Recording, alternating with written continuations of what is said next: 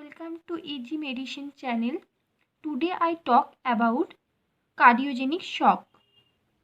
In previous two video, I already told about what is shock and hypovolemic shock. So let's start discuss about cardiogenic shock. From the name, we all are understood it's related to cardiac systems. Cardiac systems means it's mainly related to heart. We all know heart is responsible for contracting and propelling blood out in the actual systemic and peripheral and pulmonary circulations.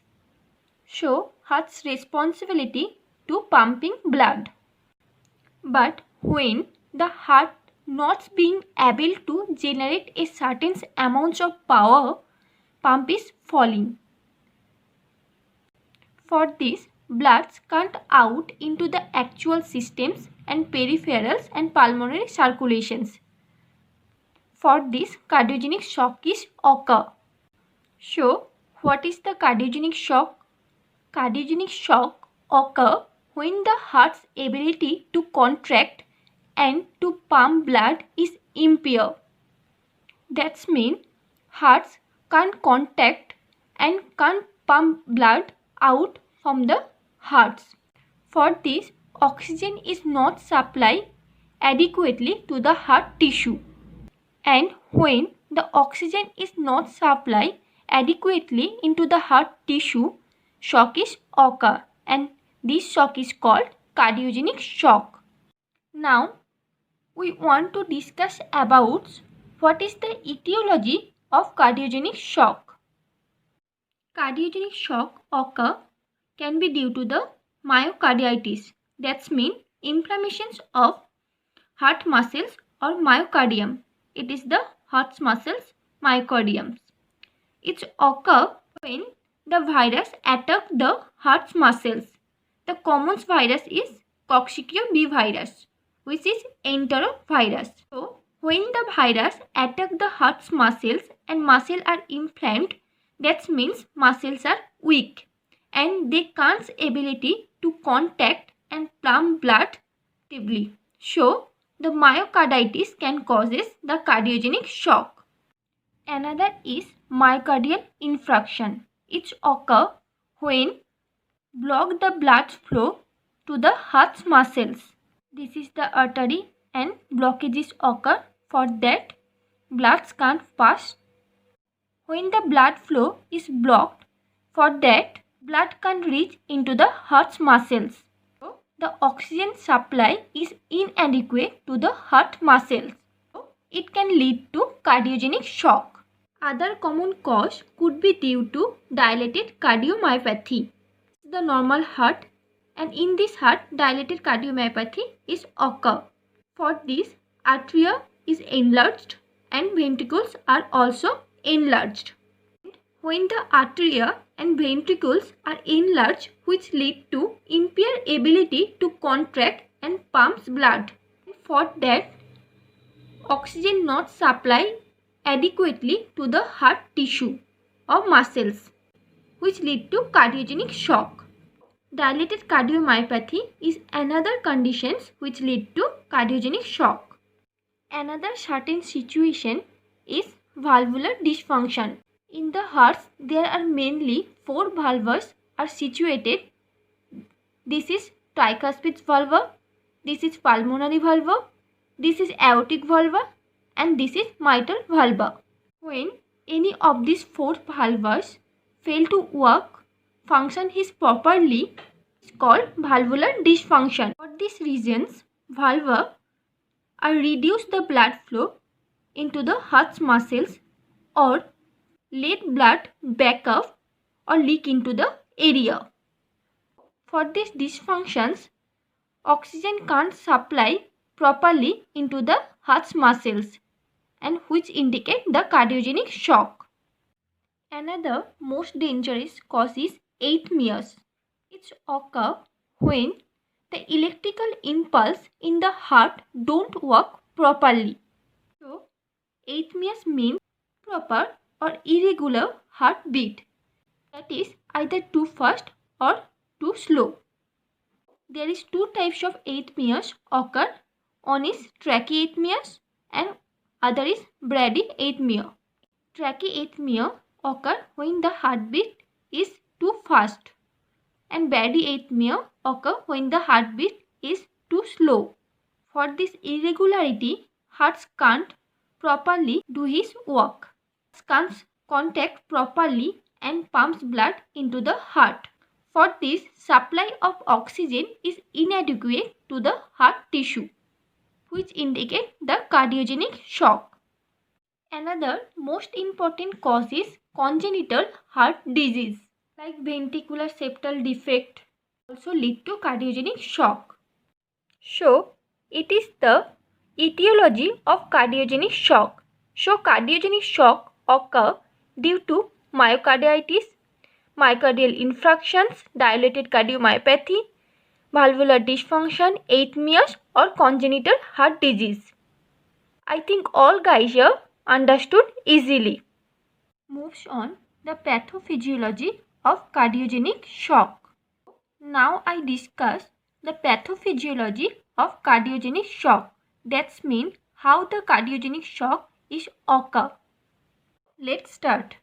Due to the etiological factor such as myocarditis, myocardial infarction and other cause which lead to myocardial dysfunction. That means myocardial tissue can't function properly to such types of causes. So, when the myocardial dysfunction is occur, which may be indicate left ventricular dysfunction. That means inability of the ventricle to fill a normal end diastolic pressure. We all know people having a hard time being able to pump blood out of the heart to the circulation. But when left ventricular dysfunction is occur, heart not pumping adequate volume of blood out into the circulation, which lead to decreased systolic contractility. So what's happening? If the systolic contractility is decreased, that means heart can't beat properly. And we all know cardiac output depends upon the heartbeat. For that, cardiac output also decrease.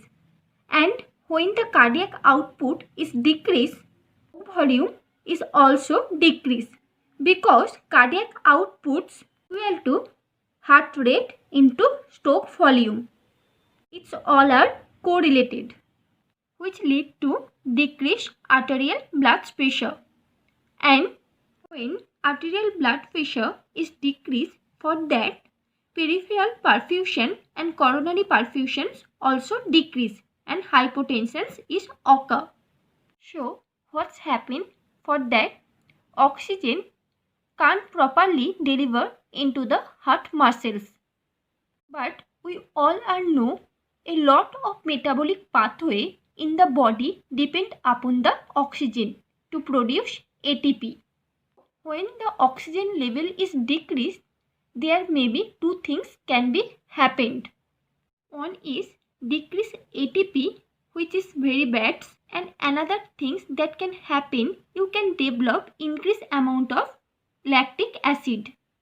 When you not getting enough oxygen to the heart muscles, you are not producing enough ATP by cellular respiration, and this can decrease a lot of activities in the cell.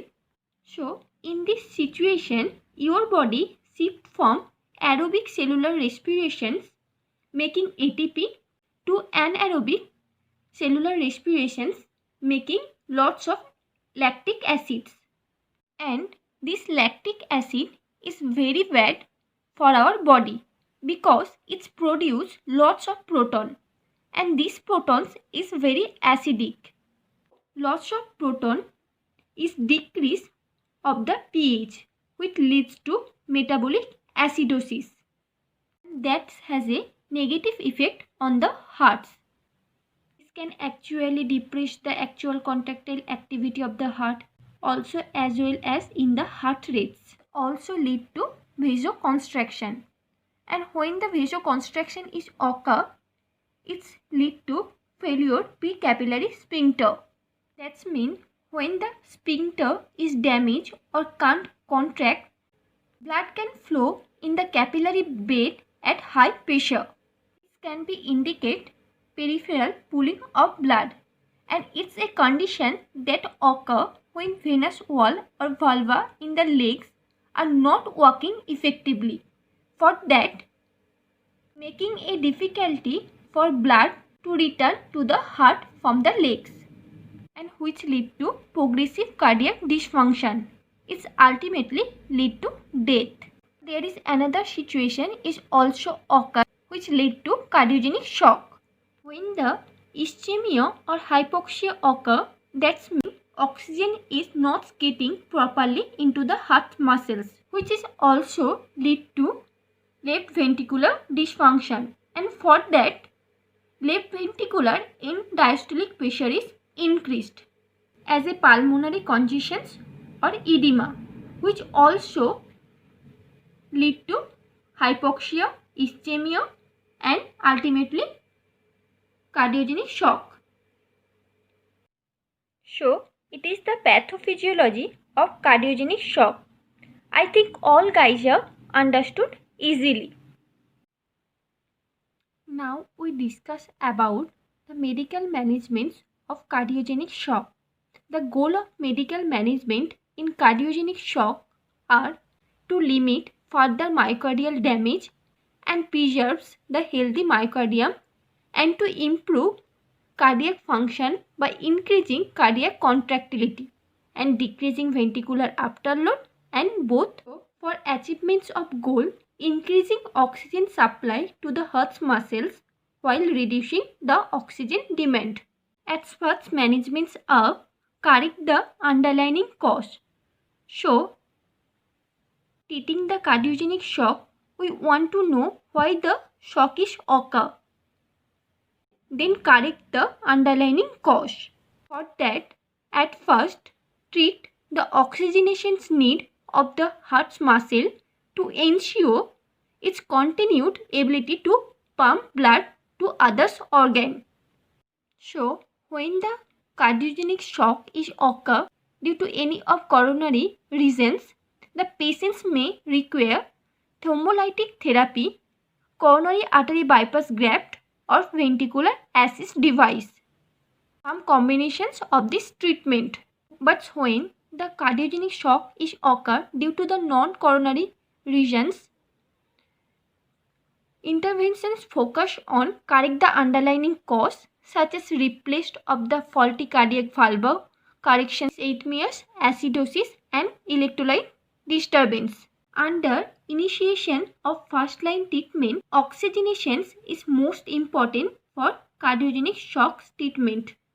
In early stage of shock, supplementary oxygen is given by nasal cannula at the rate of 2 to 6 liters per minute to achieve an oxygen saturation exceeding 95%, and monitoring of arterial blood gas values, pulse oximetry values, and ventilatory efforts, which help to determine whether the patients require more aggressive method of oxygen delivery. Next, pain control. If a patient experiences chest pain, IV morphine is given for pain relief. It also dilates the blood vessels, and it reduces the workload to the heart by both decreasing the cardiac filling pressure, that means preload, and reducing the pressure against the heart muscle has to be eject blood, that means afterload. So, morphine is play important role in pain control. Next is hemodynamic monitoring, mainly performed to assess patient's response to treatment. For that, an arterial line can be inserted, and it can enable accurate or continuous monitoring of BP and provide a port from which is obtained frequent arterial blood sample without having to perform repeated arterial puncture. Next is fluid therapy. Appropriate fluid administration is also necessary in the treatments of cardiogenic shock, and administrations of fluid must be monitored closely to detect signs of fluids overload. Next is pharmacological therapy, which is very important for cardiogenic shock treatments. Vasoactive medications can be given in cardiogenic shock. The aim of vasoactive medication therapy are improve cardiac contractility, decrease preload, afterload, and stabilize heart rate and rhythms. There are two types of medications can be given in combinations. One is inotropic agent and another is vasodilator. And this inotropic agent increase the cardiac output by mimicking the actions of sympathetic nervous systems, which activating the myocardial receptor to increase myocardial contractility or increasing the heart rate. This agent may also enhance the vascular tone and increasing preload. And another sides, vasodilator are used primarily to decrease afterload, reducing the workload of the hearts and oxygen demand. Vasodilator also decrease preload. The drugs are dobutamines. It's produce inotropic effect by stimulating myocardial beta receptor with increasing the strength of the myocardial activity and improving the cardiac output. It also stimulates the alpha adrenergic receptor. For that, decrease the pulmonary and systemic vascular resistance. Another is dopamine. It's a sympathomimetic agent and it has varying vasoactive effect depending on the dose. It may be used with dobutamines and nitroglycerin for improve the tissue perfusions. When it's used in low doses, it improves the contractility and increase the heart rate and may increase the cardiac output. But when it's used in higher dose, it can causes vasoconstriction and it leads to increased afterload and thus increasing the cardiac workloads. For this undesirable effect, it may be used carefully in patients with cardiogenic shock. Next is nitroglycerin. In low dose, it acts as a venous vasodilator and reduce the preloads. And higher dose, it causes the arterial vasodilations and reduce the afterloads. Can be using dobutamine and increase cardiac outputs and minimizing the cardiac workloads. On the other hand, vasodilations enhance the blood flow to the myocardium and improving the oxygen delivery to the weakened heart muscles. So, it is the medical management of the cardiogenic shock. I think all guys here understood easily.